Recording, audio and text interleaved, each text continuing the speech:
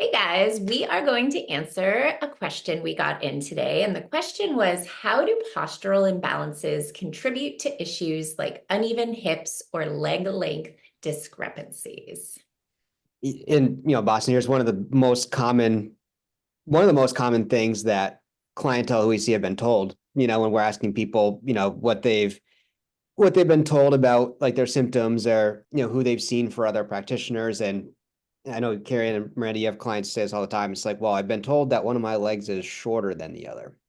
It is a very common thing, for people to be told because that uneven hip does play a big part. For sure, it is true that you can have anatomical leg length discrepancies, which means that you were born with one leg shorter than the other, or I've seen a few people with car accidents who or other traumas to the hip where there is a leg length discrepancy because of procedures that they've had to have done for that. But most commonly, it's a functional leg length discrepancy, which means that a hip elevation is leading to one leg being pulled up more than the other, which then appears that it is shorter. Yeah, I mean, it could be as simple as there is one muscle that isn't firing on one side and the other side starts working harder or compensating. And then, like, a lot of times we see the quadratus lumborum really tighten up on one side and pull the hip up, right? Which is like a side oblique muscle.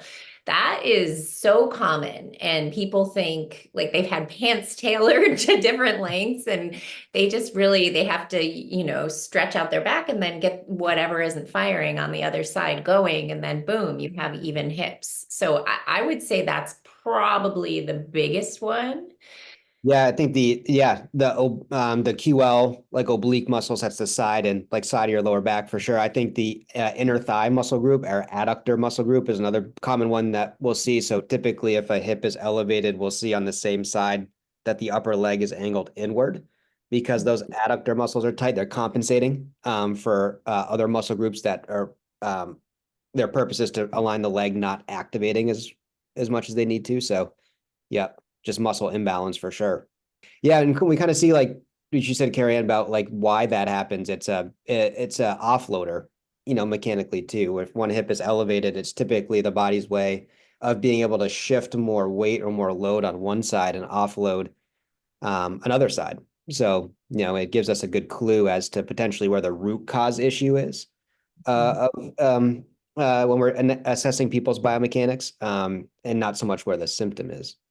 Yeah, totally. And I think it's a good point. And so, true leg length discrepancy versus apparent, it's similar, I would say, down the line of what we see with scoliosis. A lot of people coming in and is it like true scoliosis or is it functional scoliosis? A Right. lot of times that comes from uneven hips, right? So you see the asymmetry in the QL, the asymmetry in the psoas, iliacus muscles, and then of course, because of the elevation at the hip and pelvis, then you have an adductor abductor offset also or imbalance there as well, where one side is sort of stretched long and the other side is short.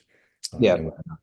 A lot of times people don't come to us for uneven hips right away, even if they've been told that, they're usually coming in with pain. So some of the symptoms associated to uneven hips, lower back pain is an easy one, SI joint issues, hip issues, whether it's chronic and long term, could be arthritic, could be femoral acetabular impingement, could be just bursitis or something along those lines, muscle strains, and then knee issues, foot issues. So all these different things people are coming in with, that may be symptoms that they're coming in with.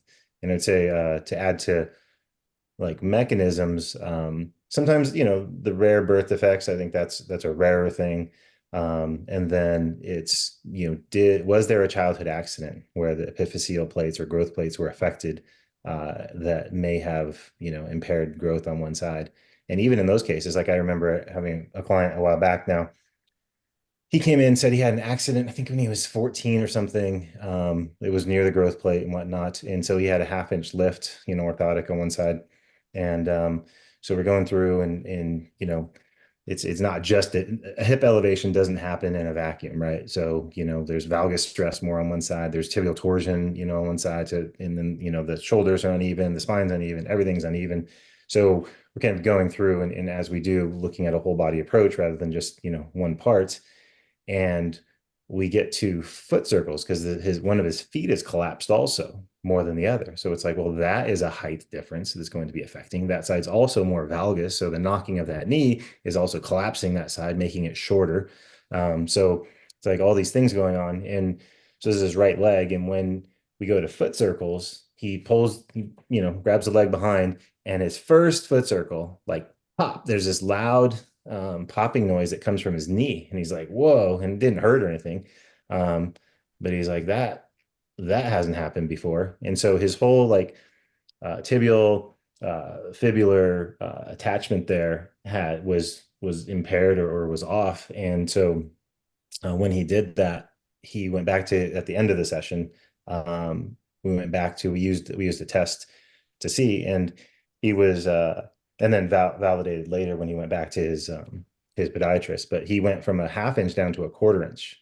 So yes, he had an accident. Yes, there was a true leg length discrepancy, but the amount of deviation that was from the accident and injury versus how much of that was from all the compensations and the lack of balance that he'd had over the decades. Now he was in his 40s at the time. So it's just one of those things where we can have an uneven hips from an accident, but it doesn't preclude you from balancing out your body still, or stopping it from getting worse and causing all these other issues. Yeah, it can be multifactorial and usually always is. Yeah. Yeah. Why that hip is elevated. It can also be an inflare, like from, a tight psoas or TFL, but you kind of hit that with the all the different planes. That's another common one, especially in more active people, I would say. I see that. Yeah. And that one also usually relates to some kind of sacral pain as well. Yeah, and it's an interesting thing too, what you were talking about before with symptoms, like sciatica is a big one that we see, but then also you talk about like the hip in relation to scoliosis, right? So if like that hip is elevating and it's not allowing that spine to sit in that vertical column, then we can see that uneven hip actually translate into not only lower back but upper back, neck, shoulder symptom because of how it deviates the spine, and then how everything else up the chain, if you will, gets affected by that.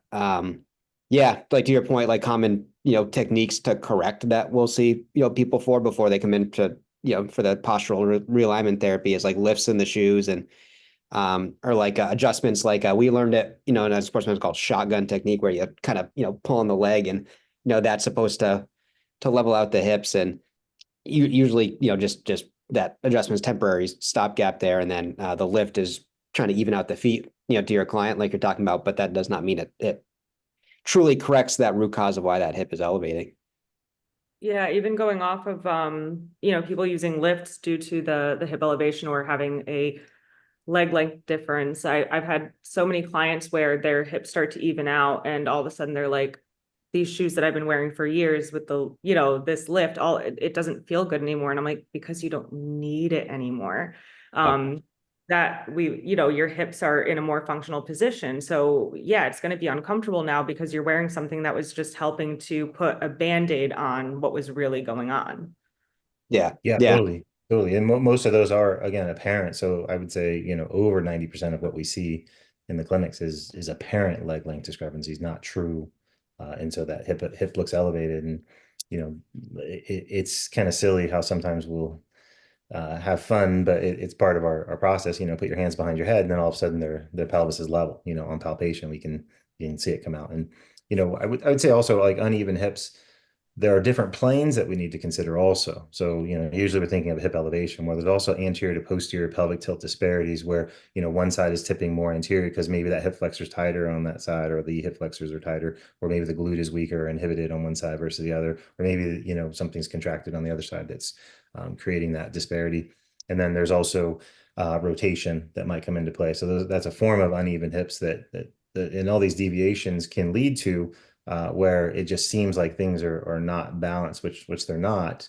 That will affect apparent length. And even if you're walking, also, like, it might feel like you have to reach further with one leg, or it just doesn't feel like you're hitting the ground with the heel the same on one side versus the other. Those can be clues, or one heel is worn out more on your shoes than the other. Those are all things that might show up.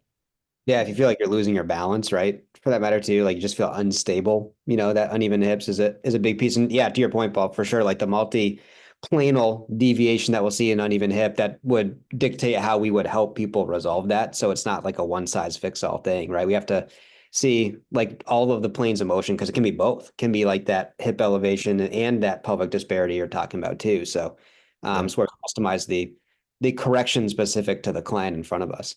Yeah, and in that example, it was multiplanar. So, the Yeah. guy that came in, he had, rotation in the femur. So that was changing how the socket was going. He had a change in the pelvic tilt on that side. He had then the lower leg where the knee and the lower leg meet, or, the femur and the lower leg meet at the knee. Then he had torsion there. So that was changing how that was articulating.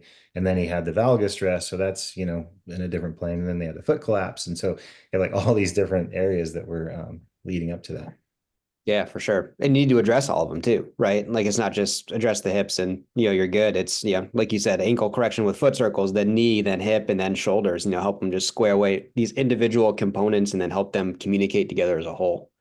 I think that's a cool thing about what we do too, though, because we're reminding the body of proper patterns, proper synergistic patterns of how it can work and how it's supposed to work. And so those pathways, neuromuscular pathways and synergies and kinematic chains or connect chains in our body, they're all there, and we just tend not to use them, or we use them in these dysfunctional ways. So our job becomes easier when it's just like, oh yeah, we just need to remind this, or it's kind of like, I always think of like a circuit board, and if we had to shut all the circuits off all at once to make sure that they're not doing this screwy thing, and then just reset them, like let's turn them all back on, but now they're all in sync, right? And that's like our brain talking to our body and getting things back in line.